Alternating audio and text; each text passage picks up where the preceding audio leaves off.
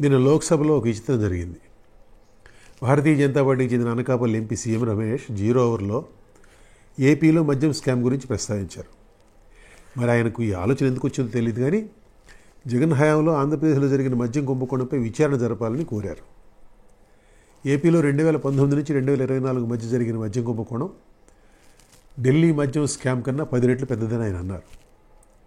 CM Ramesh మాట్లాడుతుండగా మద్యం కుంభకోణంలో కీలకమైన పాత్ర పోషించారన్న ఆరోపణలు ఎదుర్కొంటున్న వైసీపీ సభ్యుడు మిథున్ రెడ్డి జోక్యం చేసుకుని మార్గదర్శి విషయం ప్రస్తావిస్తూ రమేష్పై కొన్ని ఆరోపణలు చేస్తూ చాలా పెద్ద గొంతుతో మాట్లాడారు.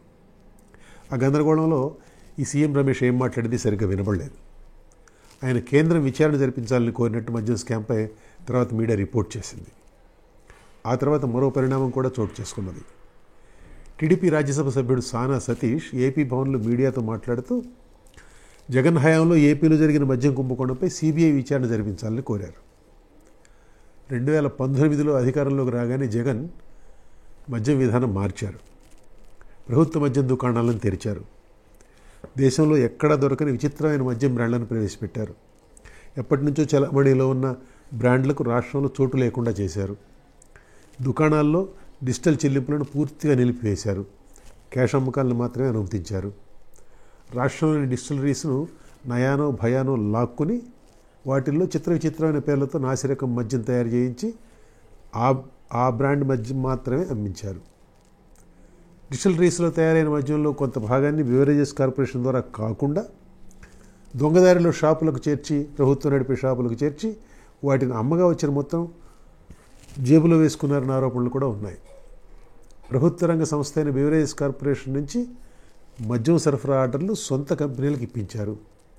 నిన్న కాక మొన్న పుట్టిన ఊరు పేరు లేని కంపెనీలు వందల వేల కోట్ల రూపాయల మద్యం సరఫరా ఆర్డర్లు సంపాదించి సొమ్ము చేసుకున్నాయి. ఈ మొత్తం దందా ఏలిన వారి కనుసనలోనే జరిగింది. జేబులోకి ఎంత డబ్బు వెళ్ళి ఉంటుంది ఇంకా సరిగ్గా లెక్క తేలలేదు.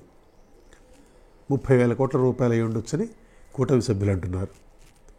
2024 ఎన్నికల్లో గెలిచి చంద్రబాబు ప్రభుత్వం ఏర్పాటైన తర్వాత ఈ స్కామ్పై సిఐడి దర్యాప్తు చేసింది.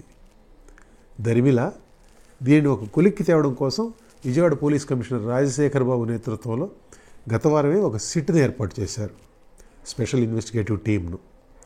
ఒక పక్క సిట్ దర్యాప్తు జరుపుతుండగా మద్యం స్కామ్పై కేంద్రం దర్యాప్తు చేయాలని కూటమి ఎంపీలు ఎందుకు కోరాల్సి వచ్చిందో తెలియదు మనకు.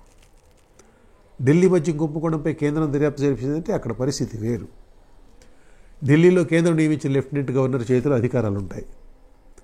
ఆయన దర్యాప్తుకు ఆదేశించారు. అనంతరం హవాలా కోణం ఉందంటూ ఇందులో ఈడీ రంగంలోకి దిగింది. దానికి ఏపీ మద్యం కుంభకోణానికి పోలిక కూడా లేదు.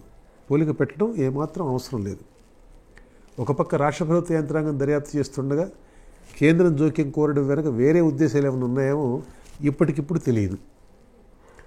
ఎలాంటి ఉద్దేశాలు ఉన్నా లేకపోయినా ఈ కేంద్రం జోక్యం కోరడం ఫెడరల్ స్ఫూర్తికి విరుద్ధం.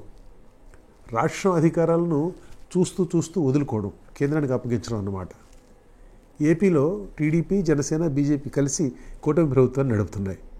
రాష్ట్ర ప్రభుత్వంలో బీజేపీ కూడా భాగమైన నేపథ్యంలో నిన్న లోక్సభ 0 ఓవర్లో సీఎం రమేష్ మాట్లాడింది నిజంగా మరీ విచిత్రంగా ఉంది.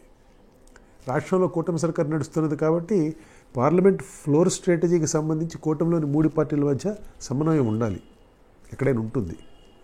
రాష్ట్రానికి సంబంధించి ఎవరేం మాట్లాడాలన్నది, ఏ పార్టీ సభ్యులు మాట్లాడాలన్నది, ఎవరేం మాట్లాడాలన్నది కలిసి కూర్చొని నిర్ణయిస్తారు కోఆర్డినేషన్తో. మరి సీఎం రమేష్ మాట్లాడింది తన సొంత ఆలోచనతోనేమో తెలియదు. మరోపక్క సానా సతీష్ కూడా పార్లమెంటు వెలుపల ఇలాంటి డిమాండ్ చేయడం ఇదేదో కాకతాళీయం కాకపోవచ్చునన్న అనుమానానికి ఆస్కారం కల్పిస్తున్నది.